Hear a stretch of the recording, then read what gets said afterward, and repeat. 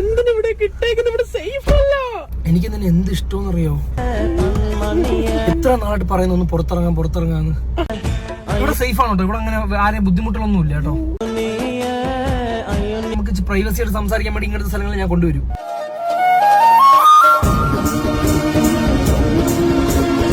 എന്തെങ്കിലും നോക്കുന്നു? റൊമാൻസ്. എന്താണ് റൊമാൻസ്? ഞാൻ ഭയങ്കര ഓപ്പൺ മൈൻഡ് ആണ്. ഞാൻ എന്ത് കാര്യമാണ് അപ്പൊ ചോദിച്ചോളൂ, ഒരു ഉമ്മ തരൂ. 140 കിലോമീറ്റർ ഒക്കെ കഴിഞ്ഞ് വന്നല്ലേ, ഉമ്മയെങ്കിലും താ. ഒരു ഉമ്മാടി കല്യാണം കഴിഞ്ഞിട്ടാ 10,000 രൂപയ്ക്ക് ഡീസൽ അടിച്ചു വന്നത് ഒരു ഉമ്മ താടി.